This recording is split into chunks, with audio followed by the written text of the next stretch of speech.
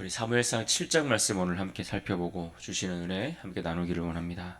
지난 시간 살펴봤던 6장에서 블레셋에게 빼앗겼던 하나님의 언약궤, 그 언약궤에 임재하시는 하나님의 그 영광을 하나님께서 홀로 회복시키시고 그렇게 다시 돌아오는 그러한 장면들을 우리가 보았습니다.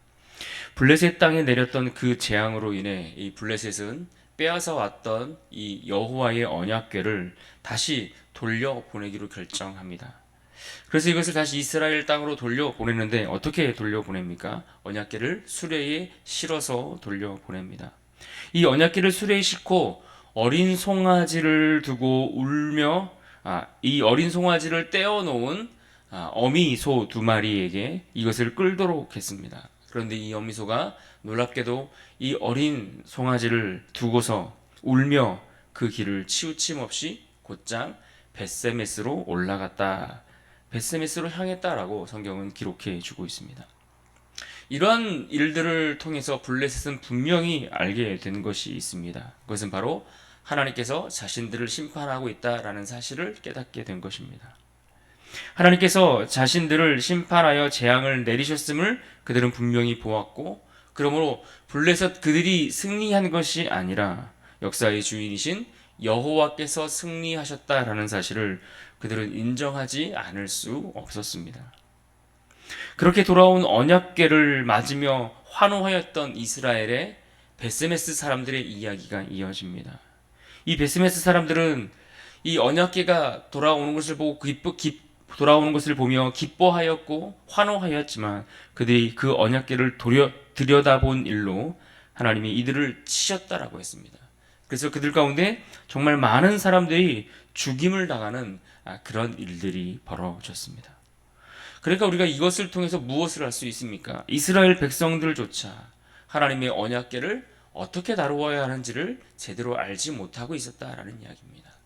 하나님을 믿는다, 하나님을 섬기는 백성들이다 라고 이야기를 하지만 그들은 하나님을 어떻게 섬겨야 하는지 제대로 알지 못했다라는 것을 우리에게 보여주는 그러한 사건이라고 할 수 있는 것입니다.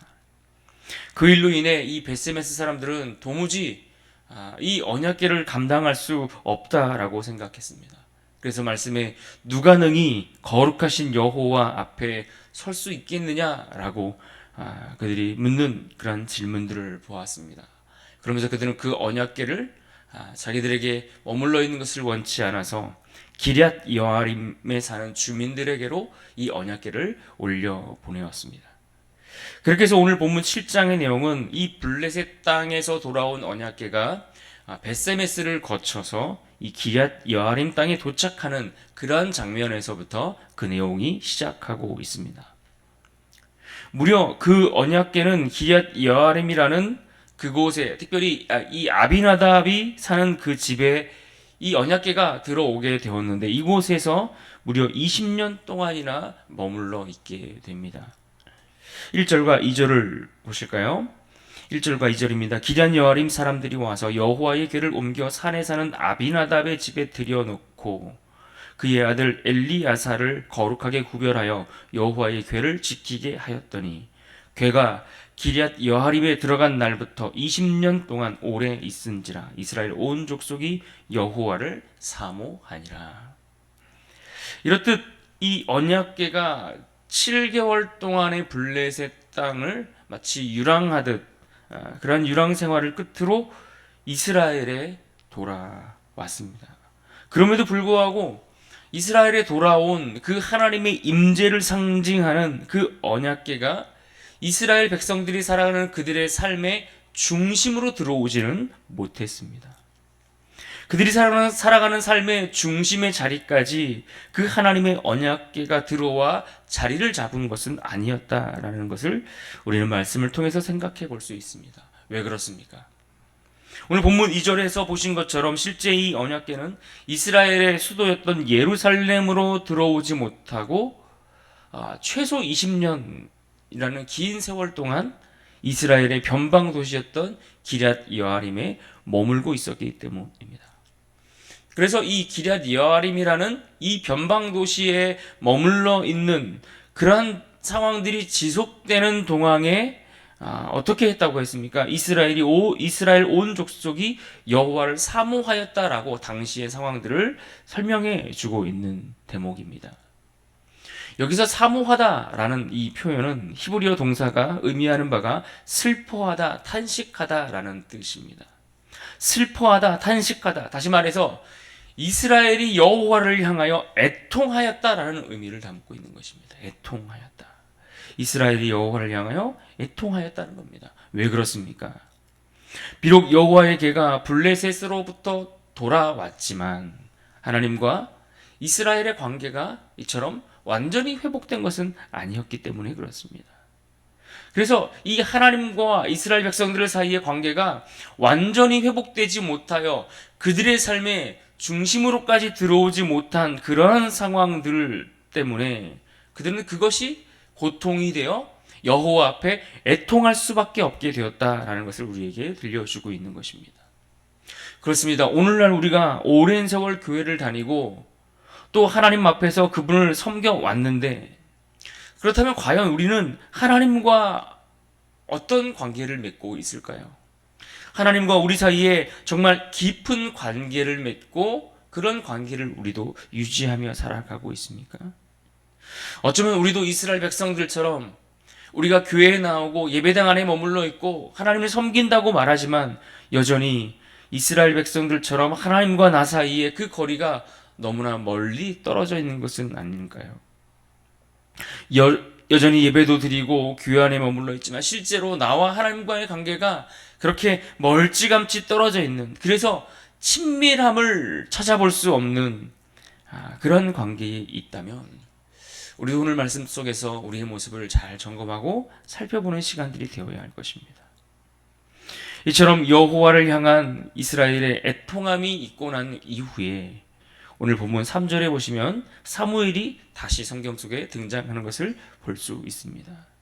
이스라엘의 그러한 하나님과의 관계 속에서 찾아왔던 그런 애통함이 있고 난 이후에 3절에 사무엘이 다시 등장합니다. 그리고 그 등장한 사무엘은 이스라엘 백성들을 향하여 분명한 메시지를 통해 선포하는 내용을 우리가 확인해 볼 수 있습니다. 3절을 보십시오. 사무엘이 이스라엘 온 족속에게 말하여 이르되 만일 너희가 전심으로 여호와께 돌아오려거든 이방신들과 아스다롯을 너희 중에서 제거하고 너희 마음을 여호와께로 향하여 그만을 섬기라. 그리하면 너희를 블레셋 사람의 손에서 건져 내시리라. 아멘. 마치 이스라엘을 언약 백성으로 다시 새롭게 부르기 위해서 세우셨던 옛 모세의 모습을 떠올릴 수 있게 됩니다. 이 옛 모세와 같이 이 사무엘을 통해서 하나님이 다시 말씀을 전하기 시작하시는 것입니다. 끊어졌던 하나님과의 그 관계 속에서 이 사무엘이라는 한 사람을 통해서 하나님의 말씀이 들려지고 그 말씀이 다시 이스라엘 백성들 가운데 전해지고 있는 상황이 시작되는 것입니다. 그리고 그의 메시지는 단호합니다. 무엇이라고 이스라엘 백성들에게 이야기하고 있습니까? 여호와께 돌아오려거든 이렇게 하라 라고 말씀하고 있습니다. 여호와께 돌아오려거든 어떻게 하라는 겁니까? 전심으로 마음을 돌이켜야 된다라는 이야기를 들려주고 있습니다. 그러니까 하나님께 돌아가려면 어정쩡한 태도로 돌아가는 것은 안 된다, 이 이야기를 들려주고 있는 것입니다.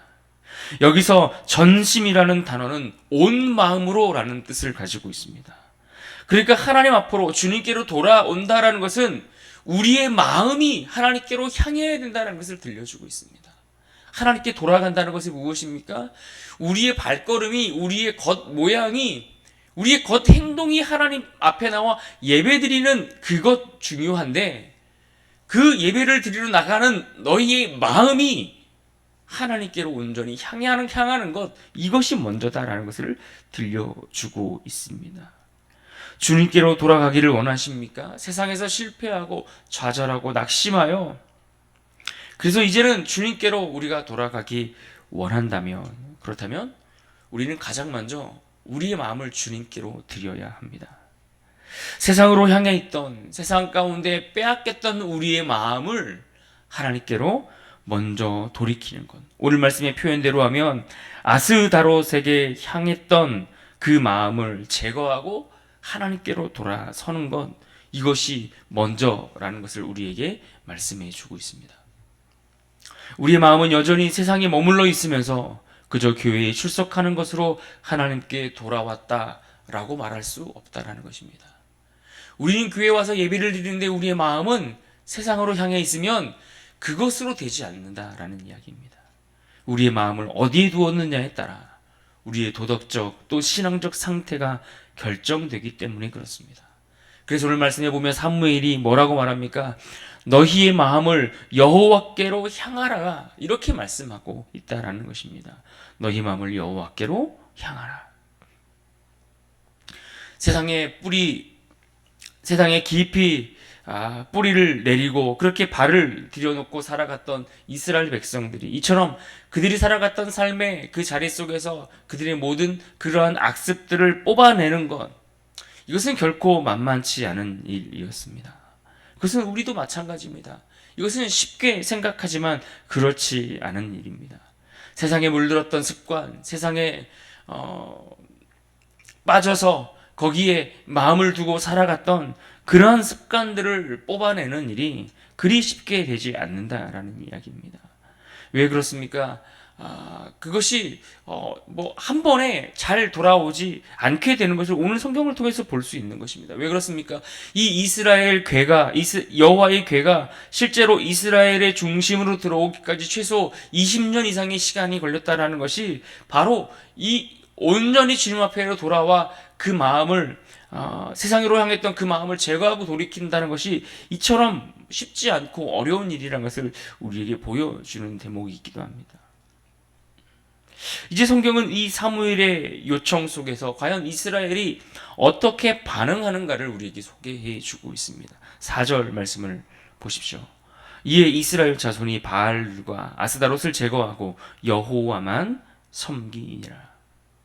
사무엘의 그 결단을 촉구하는 메시지를 듣고 이스라엘은 어떻게 했다는 겁니까? 이방신을 버리고 그들이 섬겼던 우상들을 다 버려놓고 여호와만 섬기는 그러한 순종의 반응을 보여주었다라고 말씀하고 있습니다.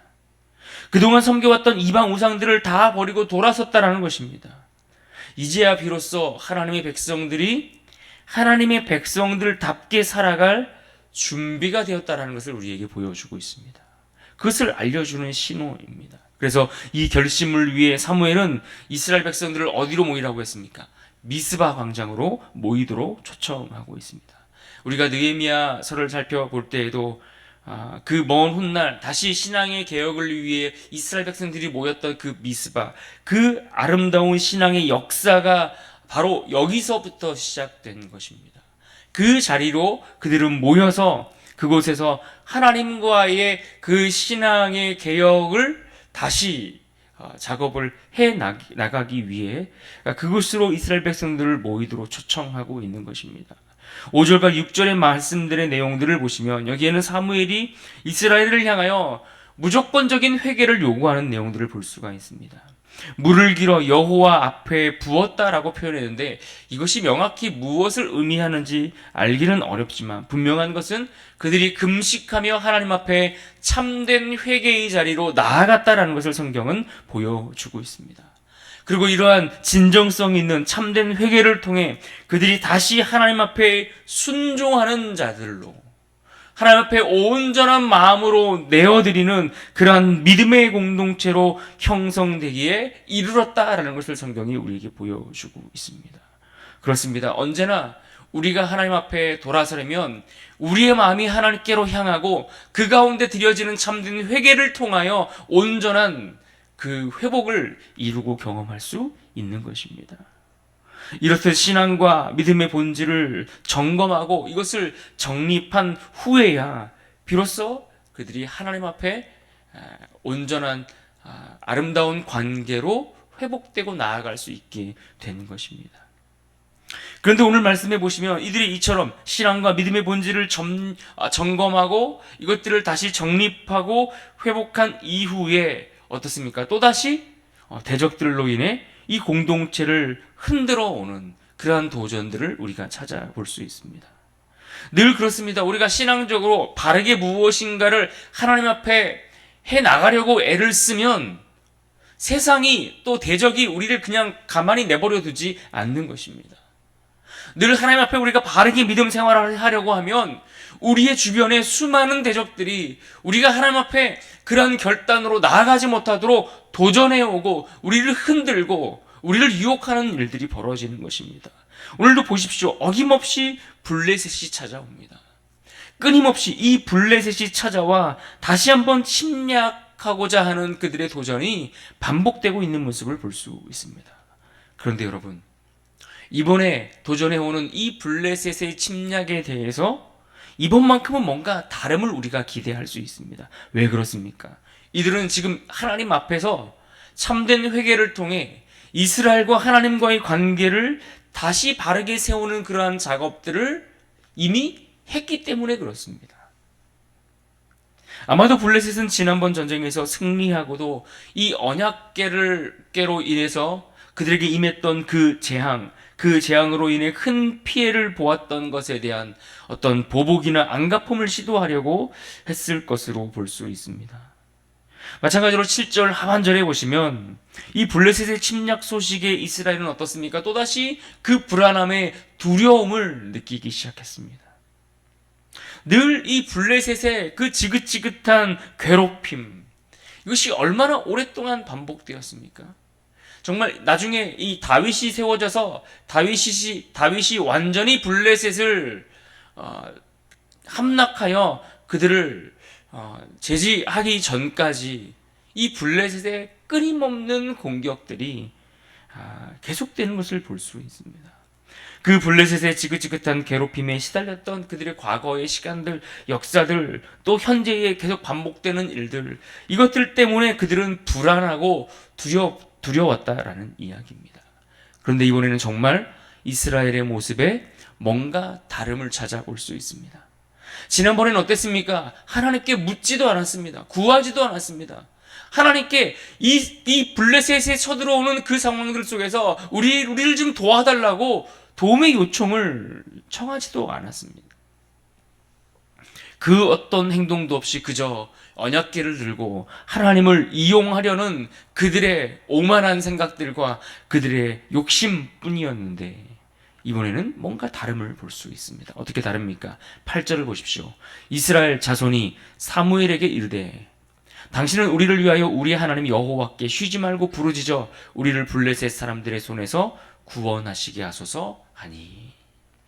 이 지금 블레셋 침공 소식을 듣고 이스라엘은 즉시 사무엘에게 자신들의 필요를 모른 척하지 말아달라라고 이렇게 부탁하고 있습니다. 하나님께 부르짖어 자신들을 구원해 주실 것을 요청하고 있는 것입니다.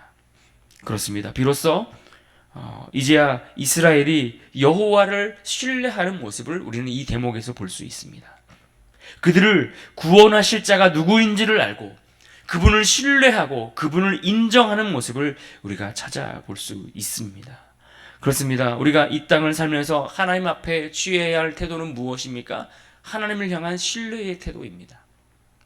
그분을 신뢰하고 정직하게 그분만이 내 삶의 필요를 채울 수 있는 유일한 한 분이라는 이 사실을 인정하는 태도가 우리가 이 땅을 살아갈 때 하나님 앞에 취해야 할 우리의 태도입니다.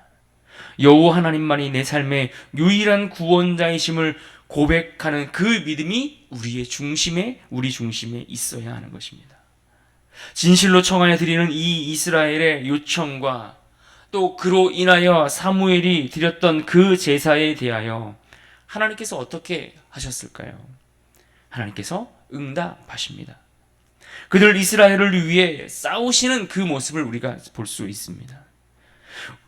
우리가 하나님 편에 서면 하나님은 우리를 위하여 싸우시는 하나님이십니다.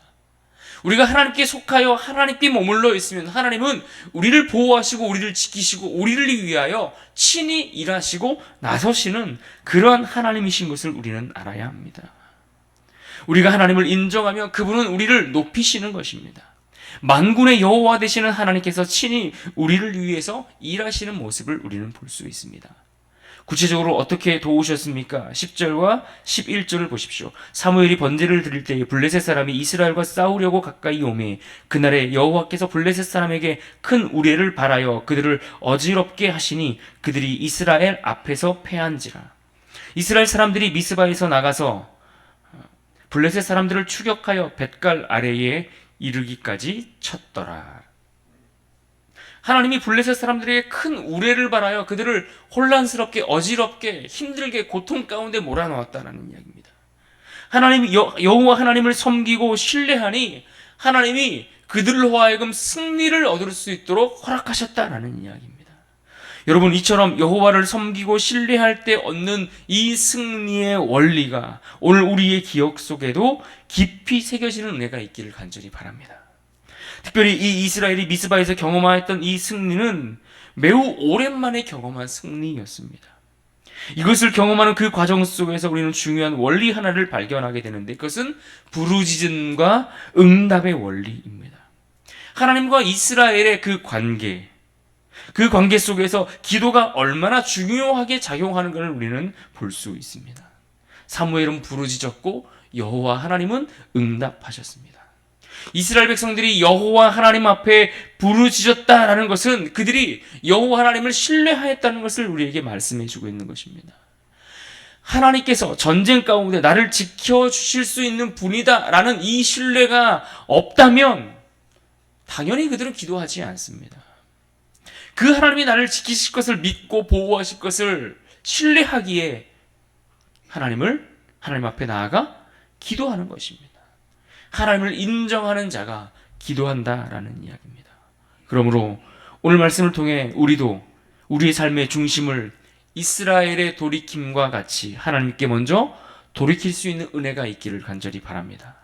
단지 이것이 형식이 아니라 우리의 마음이 먼저 하나님께로 향하여 돌아설 수 있고 내어드릴 수 있기를 바랍니다. 그 마음 깊은 곳에서부터 하나님을 신뢰하는 믿음으로 설 수 있기를 바랍니다. 그럴 때 하나님은 오늘 우리의 기도를 들으시고 응답하시며 큰 싸움에서 우리로 하여금 승리를 주실 줄로 믿습니다. 그런 의미에서 오늘 본문 3절에서 이 사무엘이 강력히 이스라엘 백성들을 향하여 촉구했던 그러한 말씀을 통해서 우리도 듣고 결단하는 그러한 하루가 될 수 있기를 주님의 이름으로 축원합니다. 3절 중간부터 보시면 이렇게 말씀합니다. 너희가 전심으로 여호와께 돌아오려거든 이방 신들과 아스다롯을 너희 중에서 제거하고 너희 마음을 여호와께로 향하여 그만을 섬기라. 그리하면 너희를 블레셋 사람의 손에서 건져 내시리라. 전심으로 마음을 여호와께로 돌려 주님만 섬기는 그러한 인생이 될 수 있기를 간절히 바랍니다.